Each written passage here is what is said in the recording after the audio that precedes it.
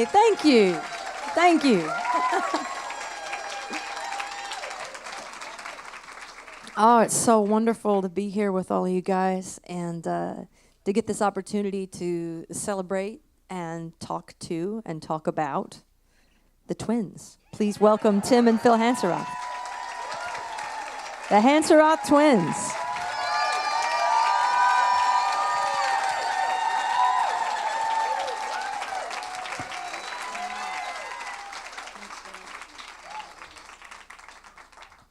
Hey, guys. Hi, long time no see. Yeah.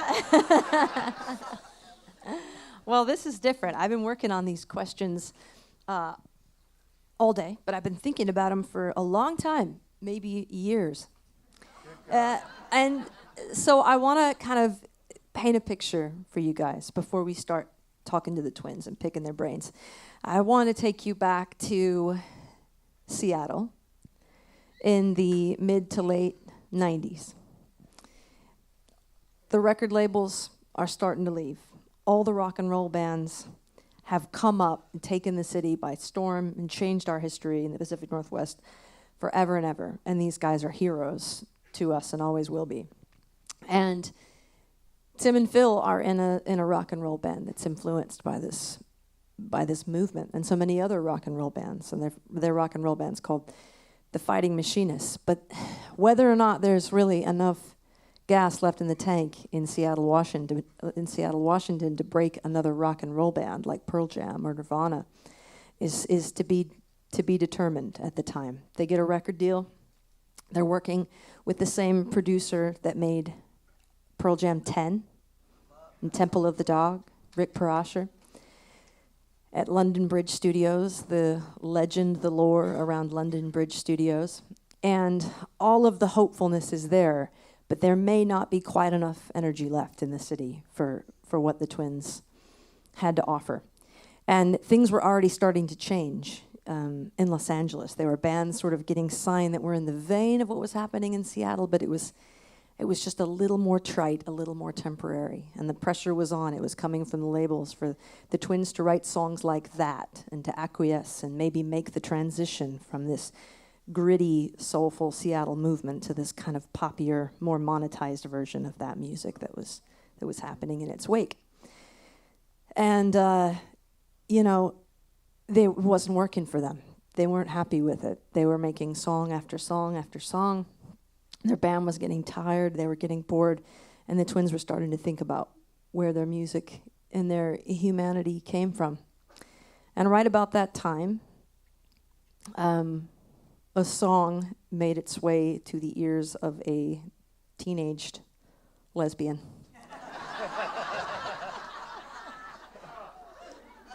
When the rock and roll dream was maybe starting to fade a little bit, I found the remnant of it, and I heard a song in my bedroom one day on a demo that I had got from somebody that happened by the famed London Bridge Studios, and I'd like to play you what I heard right now.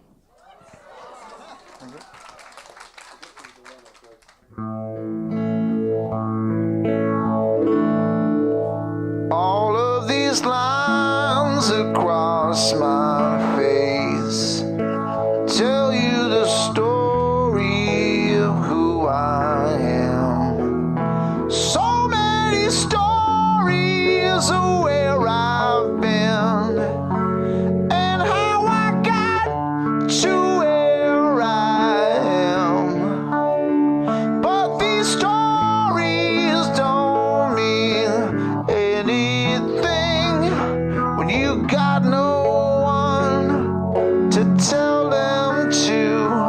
It's true, I was made for you. I climbed across the mountain tops, I swam all across the ocean blue, crossed all the lines and I broke all the rules. But baby, I broke them all for you.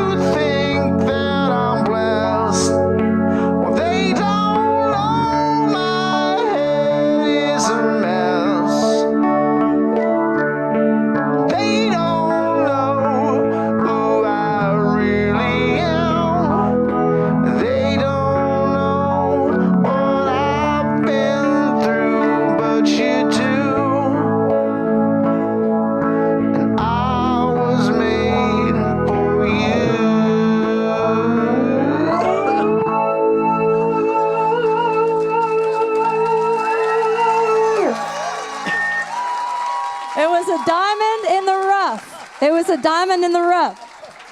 And I heard what none of the labels heard. I heard what the radio stations didn't hear. I heard what the producer didn't hear. And I knew that these guys were special in all the world. And I also knew that that was my song. And I can't understand for the life of me why it wasn't a hit when I sang. yeah. I mean, like, And so coming down off of this rock and roll dream, and me wanting to come into it, we crossed paths and we collided for the first time. And this isn't about me and the Twins, but I wanted to give you the origins of how we got here so that you could understand why this is such an important moment in our music. So tell everybody a little bit from your own perspective how that felt for you guys to sort of leave that dream behind and maybe take a shot in the dark and a leap of faith at a new one.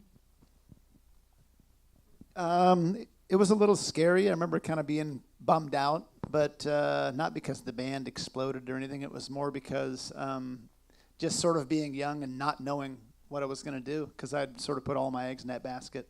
But I knew something was going to happen. I knew it was going to continue musically somehow. I just didn't know what. Yeah, and I think it's hard because I haven't heard that song in so many years. I loved that, by the way. But that was recorded in 1998, by the way. It was 20. Yeah, I heard how it old in was I? 1998, 20-something? 1998, 1999. I remember we worked at a marble and granite warehouse, and Phil came in one morning.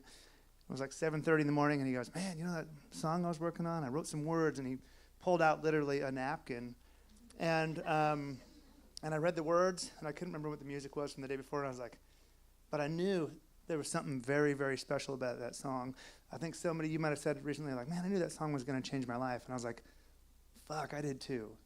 Yeah. I did when I was reading the words, but that transition, it was hard, but I know something. I just hadn't learned yet that when something comes to an end or when something bad happens, it can lead to or open a door for something amazing. Now, I didn't know that back then, so it was really hard.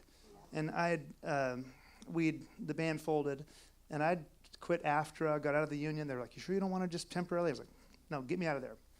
I'd completely stopped wanting to make music professionally. And so when we met, there was just nothing left to lose. It was like, this is just going to be for fun, and with no expectations. It doesn't have to be anything. And that's when I like to find people, just nothing left to lose. Yeah, but it's an attitude I keep with me still. So it was hard, but it was also easy because it's like, cool, I don't have to worry about failing anymore. Yeah. You do. So an interesting thing about that is that you hear this recording and it's, there's an electric guitar and like a little synthesizer. And, for a while between the rock band and our band, they played with a little boombox with beats on it. And they were trying to get back to their roots, but they weren't exactly quite sure how. And I think that people would be interested to know, Tim, about your relationship with the acoustic guitar when it entered your life and how you sort of learned it and became acquainted with it and how it informs your writing now as an Americana artist. Well, yeah, that's you gave me my first real acoustic guitar, and I had just been playing electric guitar primarily in this hard rock band. And although I always did love like Cat Stevens and Simon & Garfunkel and all this like rootsy kind of stuff, but my relationship with the acoustic guitar first was really born when we met. And Brandi called me one day. She got wind of the band breaking up, and she goes, "Hey, we met. Would you like to come down and play? I'm making a record." And she had this amazing guitar player already. I'm like, "Yeah, I guess I can. I'm not much of a session player, but I came down with my Marshall stack and my fucking black metal guitar, and she let me play on a couple songs, and it was awesome." But and it didn't happen overnight. But Brandi, she had this little guitar she let me use, and I played it all over the first record, notably on "What Can I Say" and "Someday Never Comes," and I loved that guitar. And it's the first guitar that I sat down and actually started learning how to really finger pick. And T-Bone showed you a bunch of cool picking patterns, T-Bone right? did, yeah. He showed me that, I don't know if I guess it's called Travis picking or Carter picking or finger picking, I don't know. He showed me, but I don't think I really learned what he was trying to show me, but I did learn something. But that changed everything for me, because before on the electric guitar, I would always write the music first, and then I'd be like, well, I guess I got to come up with some words. And but I wasn't at that place in my life where I was trying to express anything personally or emotionally. And when I started writing on the acoustic guitar, it would just tap something into me where I would just sing, or at the same time I'd come up with the words, or maybe even the words first, and have this. So it really did unlock my songwriting. Did it give you like better access to your real feelings because of its sort of vulnerability? Maybe it quieted everything down. So it quieted everything down so I could just hear myself, and instead of like having this surge of adrenaline raging through my body, like, okay, I feel really good, so that must be a good song. It was more, I'm feeling good, so it must be great. It made everything quiet, and at that time I was going through a divorce too, and so I lived alone in this little tiny place under the freeway in north of downtown Seattle. So I had all this quiet time to myself, and I was going through this transition in my life that was pretty big. Again, another moment that I would come to find out later that it was actually a good thing for me, but it seemed terrible. So that coupled with that time, that was a really big time of change for me, and just having the access to that guitar and the quiet and just being alone really for the first time in my life, it was a good thing. I remember that apartment so well. I'm so sorry. It was sorry. so tiny. I remember it was $400 a month. $400 a month. And Yeah. I remember like I would go over there to write with you, and you had tapestries hung all over your walls and like incense burning, and you had wolf spiders, and they were so big you could see them moving behind the tapestries. Oh yeah, they'd come out, and I grabbed a can of like some kind of aerosol spray and a lighter, and I burned this big spider about the size of my hand, and it fell down to the floor, and I was like, well, I'm just going to get a paper towel and just throw it away. Yeah. And I came back, and the thing was gone. Yeah. And I couldn't sleep for like fucking 2 nights because I slept on a mattress on the floor, so I was always like, like this burned up spider was watching me as I slept. Yeah. And he would have you come over for dinner, and then it would be like a potato. One of my favorite meals. But we wrote some songs. We recorded some songs. Those were good times. Phil, I digress. Tell everybody about your relationship to the bass guitar, particularly the acoustic bass guitar, because, when I met you, you played a Flying V electric guitar in The Fighting Machinist, and somehow you made your way to the bass, and that's the instrument I think that's the most you, that you show real fidelity to that instrument. And I think I remember early on a guy called Michael Kelly giving you a very cheap bass that is still your favorite acoustic bass to this day. Yeah. Talk to us about that. Well, I started out playing bass when we were teenagers. He got an electric guitar, and I got just a cheap bass guitar that I saved up, like cutting grass and doing all that stuff, just the cheapest one you could get. And I figured, okay, we're halfway to a band. So like, later, and something to write with, and like later on we start the band with the other 2 guys, and I'm playing guitar, and this is great. Like I don't look back. But when the bass guitar kind of came back around when we started playing together, I was trying to find a way to reimagine as more of a rhythmic or less of a rhythmic thing, more melodic, and sort of like just find a way to be a drummer and like introduce some melody into those songs and fit in. And somebody had Michael Kelly sent me an acoustic bass guitar. And every time I've ever had my mitts on an acoustic bass, have absolutely hated the way they sound. And so I thought, man, you know what? This is like, maybe I can mess with this thing. And like, I was in a Mexican restaurant, what was the place called? Azteca up in Mount Lake Terrace. Yeah. Mariachi band comes around the table. I'm like, that dude's bass sounds great. Like, what is it? Flat wound strings, So I took this guitar they sent me, and I raised the action up really high, put flat wound strings, shoved some foam in between the bridge and the strings, and got the strings dirty. But, I remember putting olive oil and dirt and trying to, like, make them sound 100 years old. And, like, that was the thing that, like, with the acoustic bass that made it where I can make it a rhythmic, real percussive sound, Who's the first person that ever told you guys about foam and paper between strings on guitars? I remember that being an early thing. Was it T-Bone? No, it was Tom Brousseau. Okay. Oh, yeah. Who we used to play with, who was this amazing kind of like Midwestern folky guy. And we toured with him, and he told us one time, I met Johnny Cash behind the Ryman Theater, and we were like, well, what did he say? And he said he took a $1 bill out of his wallet, folded it up, and put it between his guitar strings and pushed it back by the bridge and said, now you can play it, and it'll sound like a freight train. And so I remembered that, you know, when I had that bass and I was trying to like get it to sound percussive.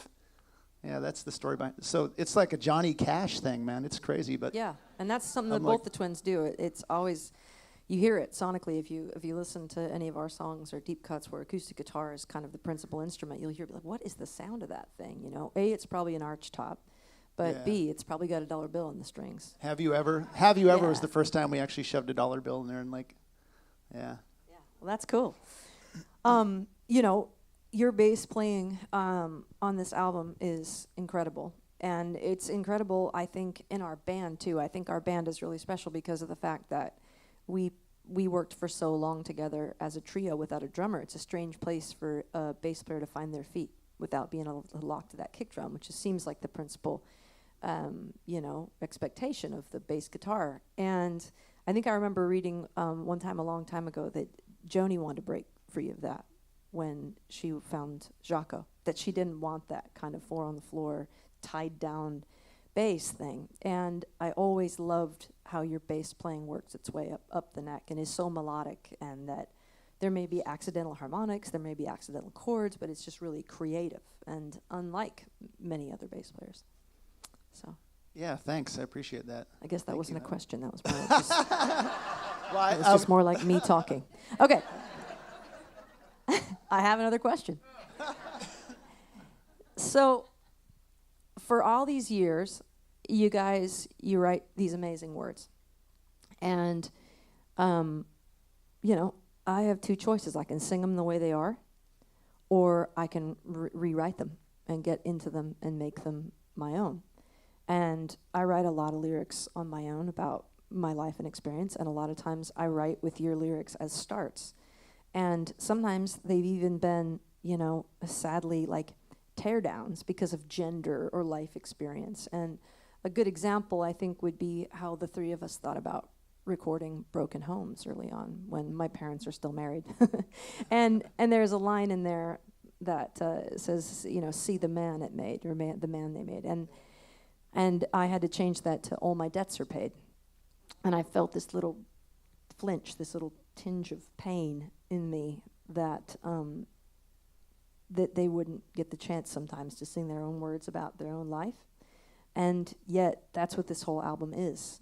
Why don't you tell everybody what, you know, it felt like to write your words and your feelings and have them come out of your mouth instead of this big trumpet head? Well, first of all, I mean, it's magic to sing a song, to write a song and have you sing it.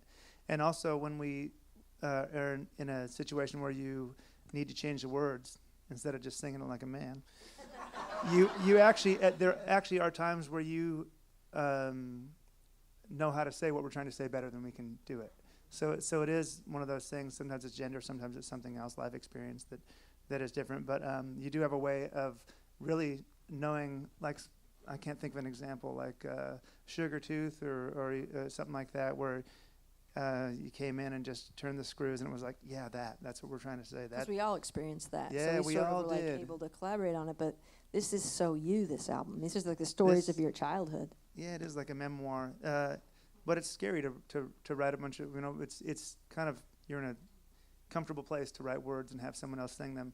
Now, I, not having considered myself a singer my whole life, and I do enjoy singing, but I've never been the type of person that's like, I want to be a singer.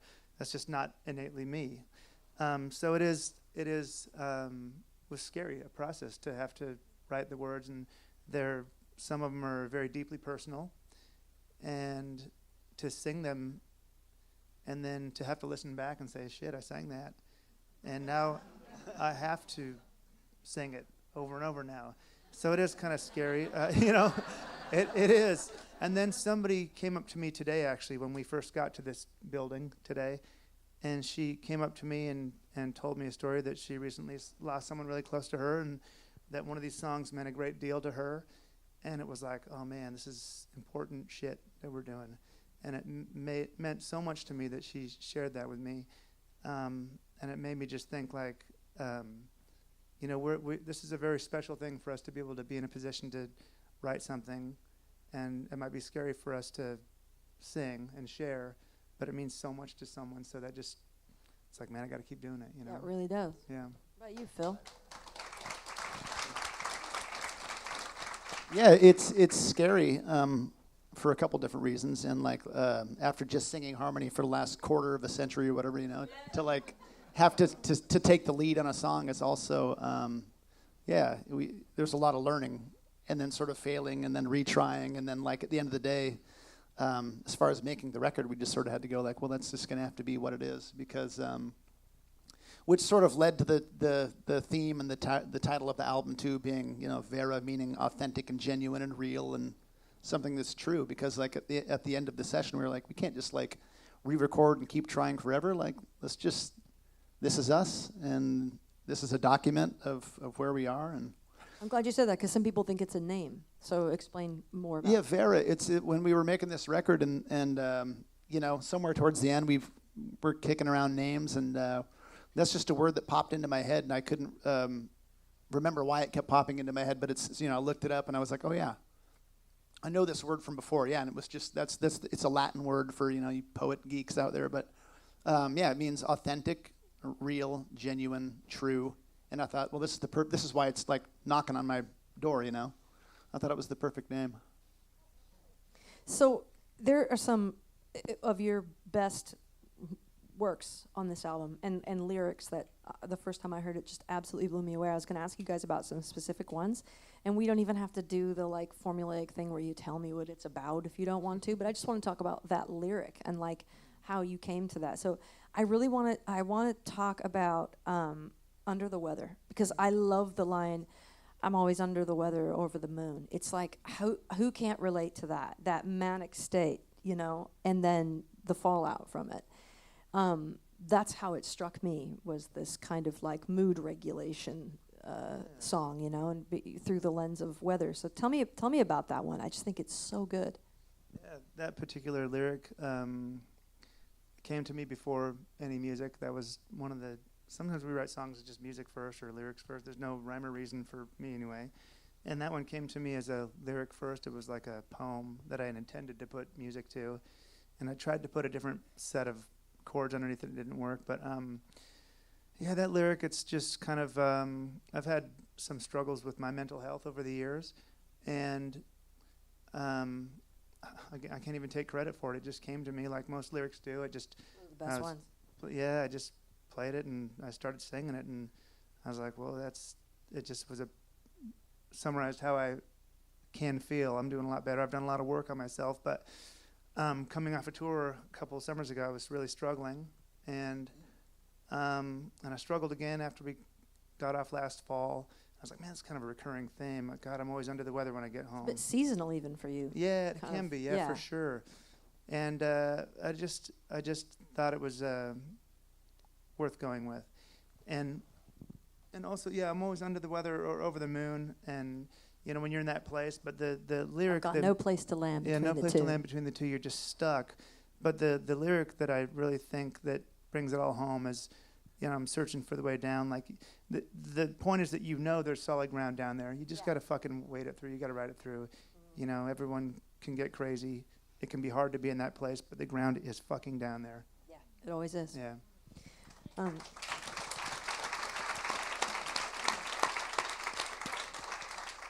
And Phil, I when I hear If Everyone Had Someone Like You, I hear the guy that wrote the story. It's so clear to me that that's the person that wrote the story. So tell me about that one. And you're so whimsical. You're so eccentric. Your music is really eccentric, you know. And that demo that everybody heard, like, that's the real you, you know. Yeah. So tell me about how you were able to really achieve your kind of authentic self on that tune.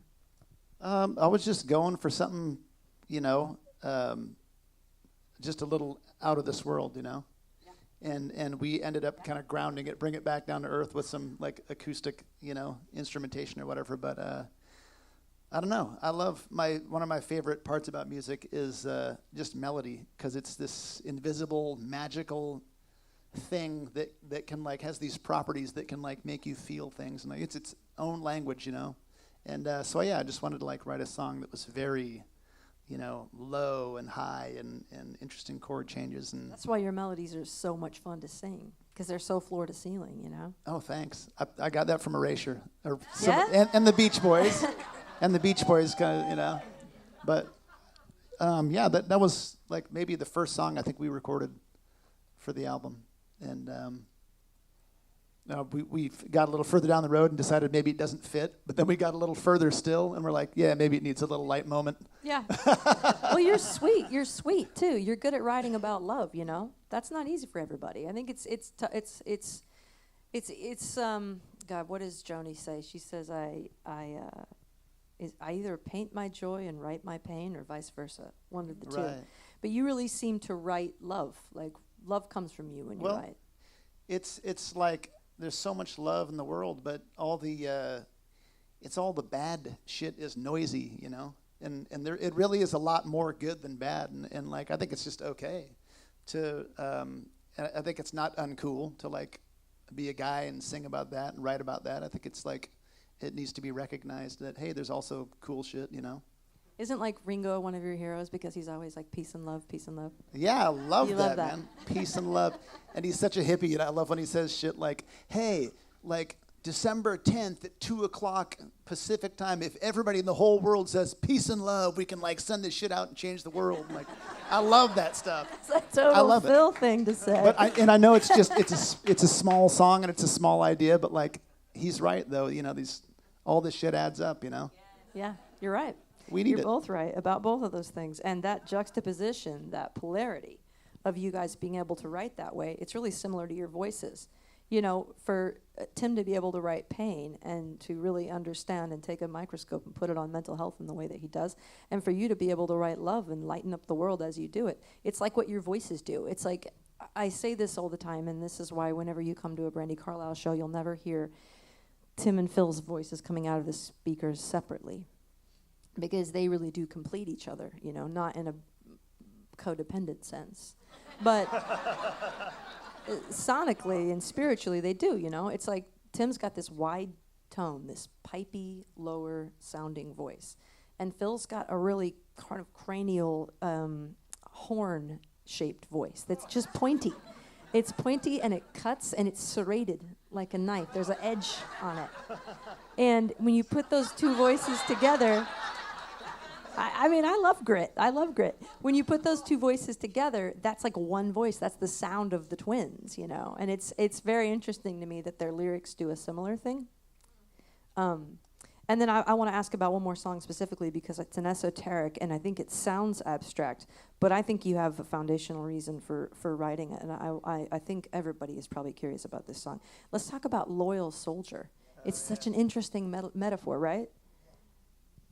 You thought I was crazy before. Here we go. So the Loyal Soldier is, I was talking to my lady of the island, our therapist Pam, who's a wonderful, mine. Yeah, she's a wonderful lady. She's been a really good friend of mine over the years, and all of ours actually. She the first time we met, we were doing band therapy like 15 years ago when we met Pam because we were kind of embarking on a new. We thought we had it bad back then. Little did we know, but I was talking to Pam a couple of years ago, and I was having a hard time, and she's so great. You know, whenever she wasn't talking about what we needed to talk about. She was like, "Oh God, I was on the internet and I saw this crazy thing. It was this Japanese guy that got pulled out of a hole at 28 years after World War II had ended, and he'd been living in this hole in the ground. And yeah, it's called a Loyal Soldier. You should look it up." And she didn't say much else about it. And I got off the phone with her, and I looked up this Loyal Soldier. And anyway, the concept is these after World War II had ended and America took Guam, there was a lot of Japanese soldiers on the island there that were afraid to come out of the jungle for fear of death or for fear of even bigger fear of dishonor by their own countrymen. And so they retreated into the jungle, and they stayed there, some for a year, some for several years. And every couple of years, America would come back and say, "All right, the war's over. You guys got to come out of the woods." So over the years, they kind of dwindled, and after 28 years, there was just one guy left. And he was surviving off the land for years, making his own clothes out of bamboo grass and trapping shrimp and fish and and just living off the land and living in a hole that he had dug into the ground and only coming out to survive by night. Anyway, he was found by some local Guam fishermen in the 70s, and they finally took him home, and he thought that he was going to go home to disgrace and be killed. And when he got home, he was a national treasure and a hero. They threw him a parade, and he became this, he didn't know that he was a hero of war this whole time. Anyway, I could go on all day about this, but I won't. It's worth looking up. I found this out-of-print book on eBay called 28 Years in the Guam Jungle, and there's one copy that I found in the world, and I bought it, and I just dove in and read all about this guy's life. It was so fascinating to me. And but how the loyal soldier pertains to mental health is, I was turned on by Pam again to this book called Soulcraft, and it was kind of a self-help, kind of a new agey book. And there's one little paragraph in this book, and it talks about the loyal soldier concept, where inside of us, when we experience some kind of trauma or hardship when we're young, we create these mechanisms, or in ourselves, like, we get angry, or we become people pleasers, or whatever we need to do to survive as kids. And we hang on to these things long after we need them. We don't need them as adults.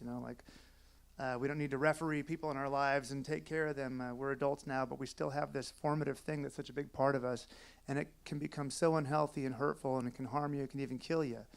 And so that's our loyal soldier. And so I loved that, the idea that we can take this person in us that causes us harm and be like, you know what? Thank you for your service. Please fuck off. Here's a parade. Yeah. Anyway, so the loyal soldier. It is a strange song because it's literally about a man that has lived his adult life in a hole in the ground, in fear, and also it's a song about releasing a part of yourself to make your life better. Yeah. Amazing. When you guys hear that, you're going to hear it totally different. I knew that before I listened to it, so I was like blown away by that song when I heard it. And I don't know. I think I would have been even if I didn't know that's what it was about. But that's a really good explanation.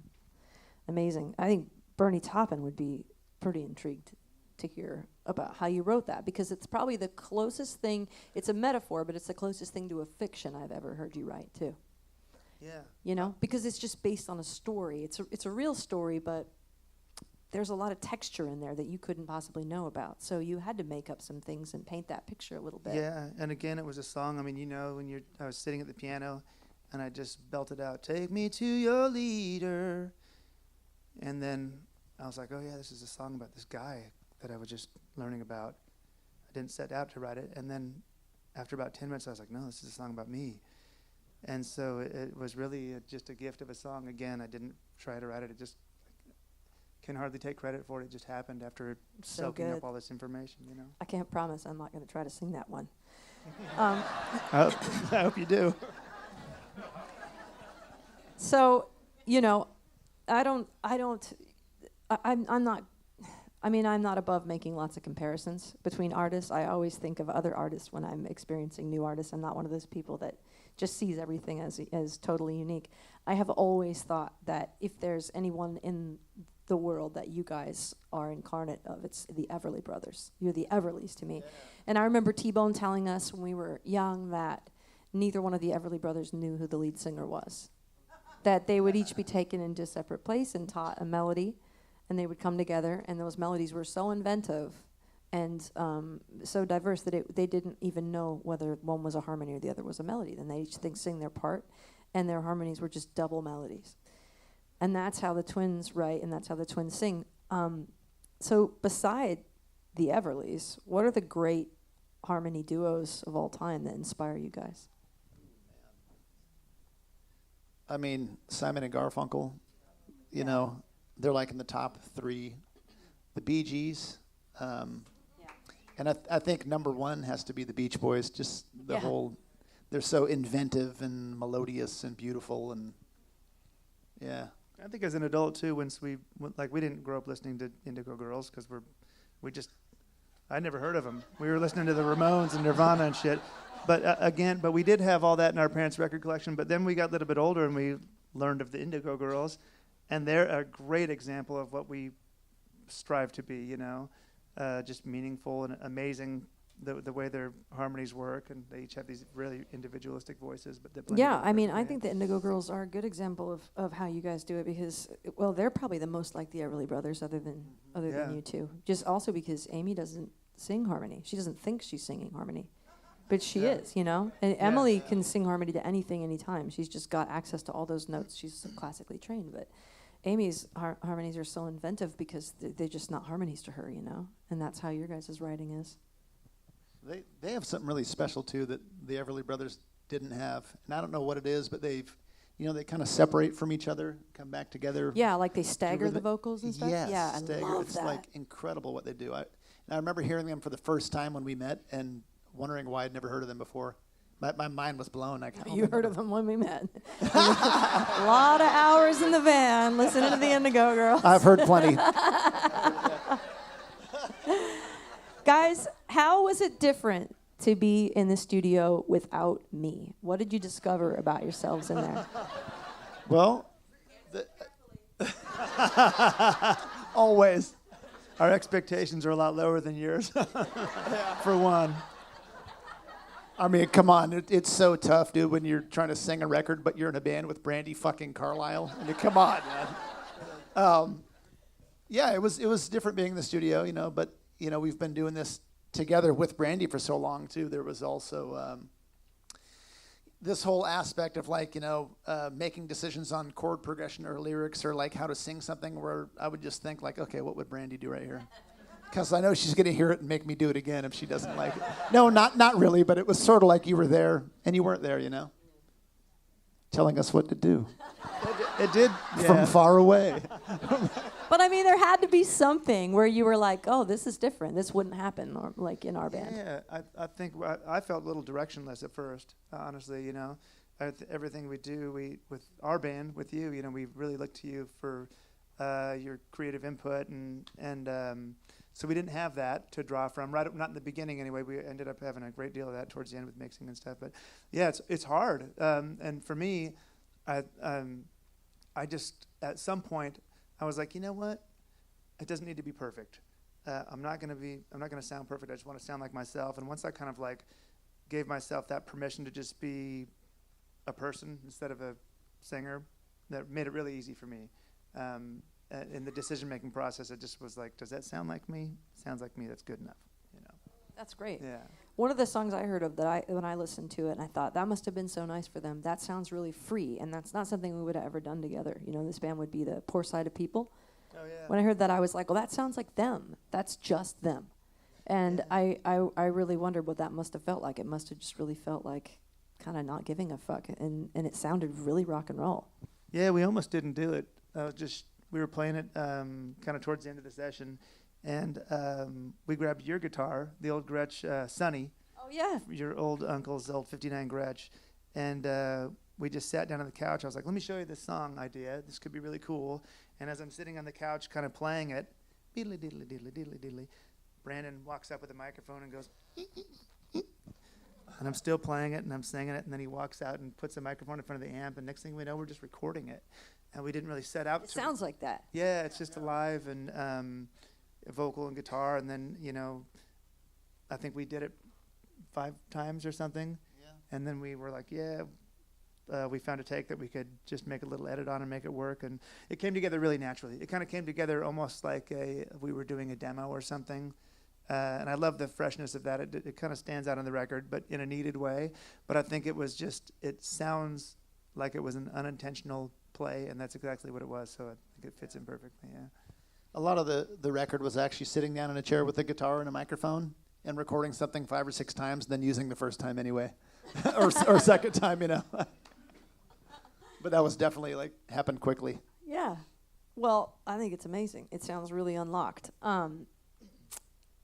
I was gonna say, what makes the Hanseroth? Okay, you know what? I've got a question for you that I'm dying to know about. This is the Recording Academy. So with honor to the Recording Academy, I actually want to ask a live question, if that's okay. You know, when we first started on the road and we first met, we got our record deal early on. We wanted to go everywhere as a trio and play music as a trio, but there were some people that didn't want to take all three of us. They just wanted me, or they just wanted to pay me or something, you know. And what we would do is we'd go as a trio anyway. And, you know, they would drive the van and sell the merch and help with the equipment and the guitar. And then every once in a while, whatever the headliner was, they would usually let us get up and sing What Can I Say in 3-part harmony once a set. But I remember in the beginning, you know, I would open up for like Howie Day or Ray LaMontagne by myself, and the Twins would watch the show, and I'd get off stage and I'd go, I got to learn to talk between songs. Because I wouldn't say anything. I didn't know how to speak to the audience. And then not long after that, we got taken out by Sean Colvin. Has everybody seen Sean Colvin play? Oh, she really knows how to talk to the audience, and she's fucking funny. Her comedic timing is like legendary, and she hand tunes her guitar because she can't see a tuner, and she gets a tuning fork out, and she's like, bing! And she does this whole thing, and it's like part comedy. You remember that? It's like part comedy, and it's soulful, and it's musical, but there's like a lot of talking. And so I learned how to talk by watching Sean Colvin talk to the audience in my very early 20s. And you guys don't say anything when we're on stage together, you know? It's just by design. But what does that feel like to you now to have to speak between the songs? Well, we just have to figure it out, you know? And it's never something that's actually occurred before, like the last month. Because there's always somebody talking. Like, we're going to be playing tonight. I'm going to have to tune my guitar and be like, Brandi, would you come up here and say something real quick? You do a great job. Thanks. So we learn a lot Well, from we all learned it together. I'm wondering what that feels like to you. Do you panic? Like, 'cause I die inside. As soon as the song's over, my heart just starts pounding, and I know I have to say something, and it's got to be right. Or Right. funny, you know, or that I'm not going to say the wrong thing and regret. I mean, remember when we used to drink? God. Right. Oh, my God, yeah. On stage. Thank God there weren't smartphones. Oh, well, there were. You know, there's things out there I never want to see. Yeah. But, you know, and actually you talk more than Phil does. What's that been like for you? Is it stream of consciousness, or have you had to put some thought into it? I don't think about it. If I have something to say, I say it before the song. But, you know, there's been a couple times where we've played to people that aren't our audience, like in Newport and stuff, and I realized I'm gonna have to work a little harder to let them know who I am. But I don't think about it. If I have something to say before the song, I'll say it, and if I don't, obviously you've gained by now. We aren't going to win an award for oration, my brother and I, but you know, because I've never fancied myself a front person. I've never. So we are learning to do it, but also I don't have any pressure on myself to. You know, I didn't promise to come out and say awesome stuff, you know. So I don't feel any pressure to. Well, you did tonight. Yeah. But I don't feel any pressure. I just want to come out, and I want to come across as just genuine. And, you know, if there's a truth in the song that I want to be understood in the lyrics that might not be obvious, maybe I'll say that. But I haven't given too much thought of it yet. But I also haven't found myself in a pickle on stage where it would have helped me. So Yeah. It'll come in handy. Awesome. You made a joke recently before you played Broken Homes. You talked about the song being sad and long, and then you're like, honestly, a lot like my childhood, sad and long. Yeah. Well, yeah, I played Broken Homes for my dad. I actually did this on a couple songs of the record. Kind of was, but on Broken Homes, I was like, yeah, what do you think? No, I played it for my dad, and he goes, yeah, kind of long. I was like thinking we were going to have this like amazing father-son moment where I just like kind of sang the song about my childhood, and he's going to understand because he was there and all this stuff. And he goes, yeah, it's long, right? And I was like, yeah, it's pretty long. All right, love you. That was it.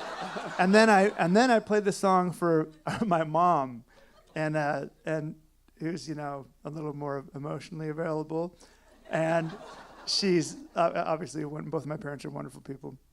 I played it for my mom, and she listened to the whole time, and she was tearing up. I could tell she just loved it. And I go, what do you think? The last note rang out, and she goes, that's sad. And so I was like, long and sad, just like our childhood. But our childhood wasn't long and sad. But anyway, Whose wasn't? God. Yeah. Well, listen, I have some ideas about this. Am I going over or am I okay?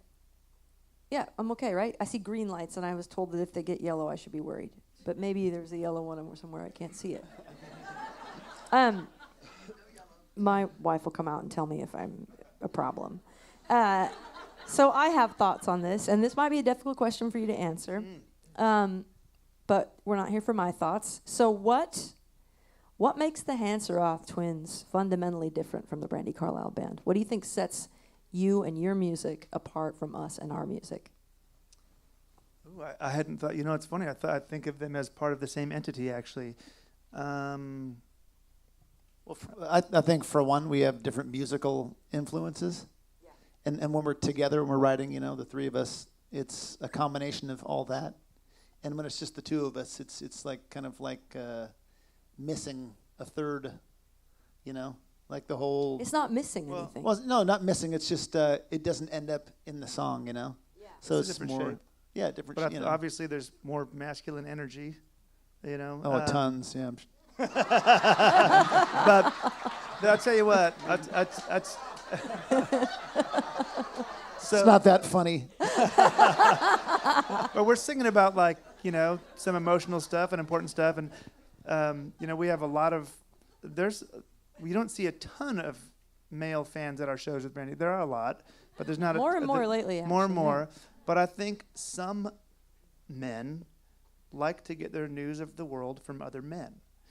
And that's really true. And I think that when we sing about topics like mental health and suicide and other important topics like that, there are men that are going to be reached by that aren't going to be reached by a woman. So it's sadly true. Yeah, so you're right. I think in a way, I think that's important in a way, you know. Yeah. I actually really agree with you. I think that there is something about men that I don't think is anything to be ashamed of, but it's fundamentally true that it's almost generational, or even like in, you know, our DNA, that there's a pastoral expectation of men to other men. And I'm inspired by it when I hear it from a distance. But I do wonder what that must feel like. And I hear that in a really cool way on this record. And I hear the Avett Brothers when they do it too. I really quite like that earnestness that is, you know, brotherhood, actually. I hear brotherhood on this album. And it's not just the brotherhood between you two. It's the brotherhood that you have connected to other people, the way that you walk through the world. And that's different in our band. And it's quite cool. Yeah, it feels good. You know, our origins come from a place of, like, just making a big loud noise and maybe being kind of macho while you're doing it. And I don't know when all that changed, but we haven't led a band for 20 years, and this time around it just came out the opposite way, a little quieter and willing to share its feelings, you know. I think it's also really selfless. Your album is really selfless. It's not about a person. It's not focused on one very big personality, you know. And I like that, how it's a sort of some of its parts. The harmonies are that way. The lyrics complement each other. The music complements each other. You two and your perfect symmetry is really relevant and present on this album. I really think you should do this again. Will you? Oh, yeah. We've already, like, talked about it, doing a Christmas record and a hard rock record. And we're down the road with it. But, yeah. Yeah? I'd like to do it again. I'd like to do something a little different. You know, I'm sort of, after the last forever, sort of tired of the sound of acoustic guitars. I'd like to do something a little heavier. Fuck off. Oh, I just said a little, not completely exhausted of them. Tired of the sound of acoustic guitars. I mean, just me? Yes. Actually, you know, it's funny, oddly enough, the stuff I have been working on lately has been very, very heavy. Oh, cool. Musically, but, you know, not really a place for that. I think you guys made the Americana album of the year. I think it's absolutely fantastic. Thanks, Fran. I'm so proud of you both. Thank you. We're really proud of it. So I see yellow lights. And I think that means it's time to go to Q&A. So how was the interview? Was it good? Did we do a good job?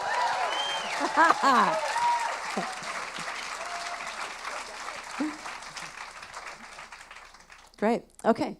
So do you guys want to walk around with a microphone, or are we just going to holler? Okay, and I'll repeat your question before so that people on the live stream can hear it. Okay, there was a gal just behind the girl with a pink shirt on. Yeah, you go ahead. Awesome, thank you so much. You guys love this album. I was listening to you talk about Brandi not being in this made me wonder about your Enneagrams, if you could share it. Oh, that's such a good question. Okay, she was hearing us talk about me not being in the studio, knowing I'm an Enneagram 1, which is the reformer, and she wondered what the twins' Enneagram numbers is, and I'm going to shut my mouth because I want to talk. Well, I'm a 9, the peacemaker. Don't like conflict, and just want everything to be zen and great all the time. So I'm a 9, and I have an 8 wing, which means once in a great while I can be a terrible, mean, awful person. I'm a 7, the enthusiast. Are you a 7? I would say my younger self is a 7, but no, I'm a 6, wing 7. Oh, nice. I'm an 8 wing too. So everything's awesome, then all of a sudden it's not. But only for a little bit. Awesome, thank you. Yeah, that's a good question. We spent a lot of time with the Enneagram early on in our band, and it's like, I think, been really good for us to be able to understand each other and have a good laugh. Okay, there's a gal with glasses on top of her head in the back there. Yeah. Hi, guys. Hi. I was just curious, what was the catalyst to finally say, F it, we're going to make this album? What was the catalyst to finally say, F it, we're going to make this album? It was Brandi. She came to us and just suggested that we do it during the pandemic.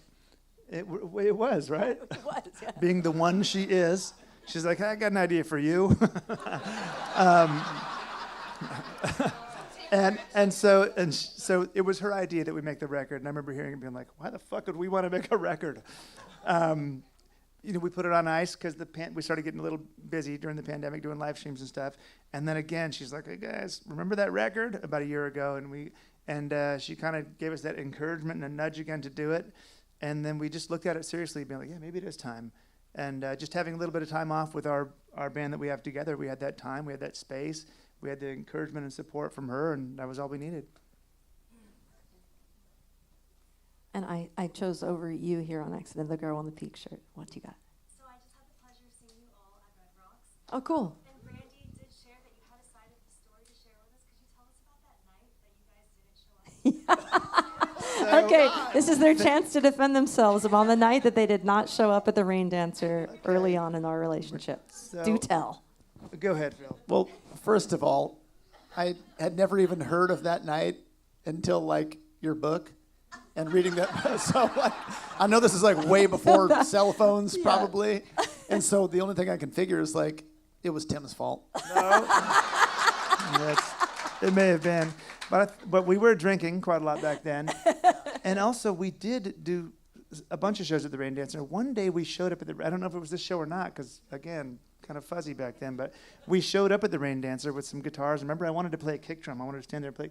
And the guy at the Rain Dancer, his name was also Tim. He was like, "Yeah, you can't do that. It's an acoustic thing." And I was like, "Well, we're leaving then," thinking he would say, "You can bring your kick drum." And he goes, "Okay, bye." So we left. I don't know if that was that night or not, but Nope. I don't. No, it wasn't. So, I don't remember. I just don't remember. We probably were drunk somewhere. So. I'm sorry. That's their side of the story, I guess. But there's no story on this side because we just don't know They've what she's really talking since about. made up for it. Yeah. What do you get? So, how did you feel when Brandi tells you you're going to go to Hyde Park with her and Stevie Nicks, and how did you prepare? Thank you so much. So they want to know, how did you feel when we said we're going to go to Hyde Park and play with Stevie Nicks? Just elated. I mean, Stevie Nicks. I wore my cut-off, sleeveless Stevie Nicks T-shirt to the gig. Brought so many scarves. In hopes that she would see me walking around backstage with her fucking face on my shirt. I love Fleetwood Mac and I love Stevie Nicks, and yeah, we were extremely excited. And when you gave us the news, we were just like, "What? What?" We just couldn't believe it. And the news kept getting better too. Hey, we're playing Hyde Park. Hey, it's with Stevie Nicks. Hey, it's 80,000 people. Hey, you're going to play with Abe Laboriel Jr., who's Paul McCartney's drummer, because Matt's not available. It was amazing. I mean, it wasn't good news that Matt's not available. He is our brother and our drummer, but Abe Laboriel's pretty fucking badass. That part sucked, but it's kind of like, it's kind of like, hey, your dog ran off, but you're getting a new puppy. He didn't run off. We were on a break. Yeah, he was out with Diana Krall, right, or somebody like that. And we were on a break. Okay, I see your hand up way in the back there. So you guys have survived a period of the industry that's been very tumultuous. Yeah.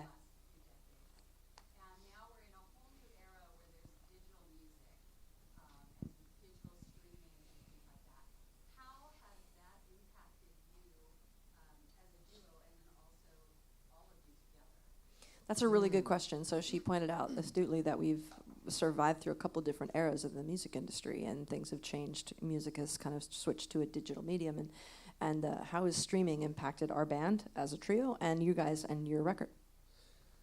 Ooh, well, we have never historically we're not a band that's, speaking for all three of us, we're not a band that has sold a ton of records, so there hasn't been a huge financial impact, but yeah, you just, speaking for myself, you just focus on your art and what you can do creatively, and hopefully the people around you can have the tools to take it into that new era of how music is consumed. As far as me and my brother, you know, we've only ever been the record's only been out a little bit, and we've never actually released a record where it came out, it didn't really come out physically. There were some CDs, you know, but it just came out streaming only, and that's the first time we've ever experienced that. So the fact that anybody listened to it at all, we were just elated. You know, we weren't going to make any money off this, even if millions of people listened to it. So to us, yeah, it's just a win. I guess it remains to be seen what's going to happen with that. But yeah, we just go ahead creatively and do our part, do our job, do our music and our art, and hopefully let the business people pull their weight. You know, We've never been a big enough, to be perfectly honest with you, a big enough an artist with big enough streaming numbers to make me happy, and I believe that's about to change. So I think that we are going to be a huge band with big streaming numbers. And we do want to see our music translate to the modern medium without changing anything about what we do artistically. And I will also say that our music and our band is very interactive and very intimate. I'm looking out at the faces of people that I have known for years. I feel like I know so many of you people. And we have a physical nature, a connection to one another from shows, and we want to, you know, I want to rip off this this page of questions and give it to somebody who wants it, because it's my first interview of the Twins. You know, I want there to be a physical connection between us. I want you to want our vinyl albums, and I want you to even want our CDs if we have them, or if we decide to do something novelty like cassette tapes and T-shirts. I want all that shit to be shared between us. And I want to be a huge band with huge streaming numbers. So maybe it's going to take us a while to get there, but it's nothing's kept us from persevering thus far, and I don't expect that to change.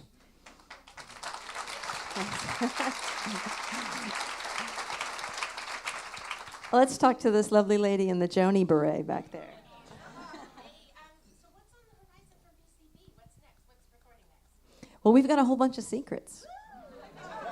We got a whole bunch of secrets and a whole bunch of plans and a great big shit-eating grin, and a pretty amazing next era and next chapter ahead of us that we're all going to share together.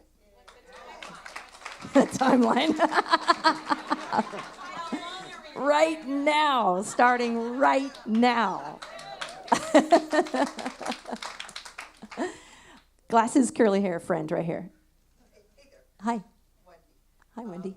You know, just talking about your influences on this album, and I don't know whether you heard it or felt it or not, but like on Poor Side of People, like that is a straight out Stray Cats to me. Poor Side of People, Stray oh, Cats. absolutely. Just like with the Love the Stray Cats. yeah, just the And yelps and the guitar. yeah, and they were inspired by Eddie Cochran and Little Richard and those before them. But yes, Stray Cat, love Yes, Stray music Cats. history. So I just heard this today, and I was listening to your arrangement of A Little Respect. I actually felt Elvis Unchained Melody. So she felt Elvis Unchained Melody in A Little Respect. Oh, yeah. So cool. Oh yeah. Right, yeah. And I think- Everly's. And Everly's. Absolutely. No, that's all in there. This is like our childhood. That's what we listened to growing up, you know, the oldies. And I'm being told one more question, and this gal right in the middle, her hand went up. That's you, yeah. Sweet Blazer. I never ask questions, but this is for all three of you. If you could share one song with someone who is not on this earth anymore, who would that be, and what would the song be? One song to someone who's not on this earth anymore. What song would that be, and who would it be? Oh my goodness, that's such a good question. you know, it's not a song that's released. I spent last week hanging out with my mom, like interviewing her about her father, who died when she was really young in a car accident. And I wrote a song this last week that I finished, and I haven't called it anything. His name was Wesley, so I just wrote Wesley on the top of my page. And so I would share that. Hopefully that song will make it on our next record together, or our next record. It'll come out at some point. And I never got to meet him, but I would share that song with my grandfather who I never met. Maybe I would share our song Sugar Tooth with our buddy Jerry, who the song was written about, just so he could know how much we really cared about him. I think I would share this song, We Are the Champions, which she did know this song, but I didn't get a chance to tell her while she was here because she left us too soon with Michaela Mabinti to Prince.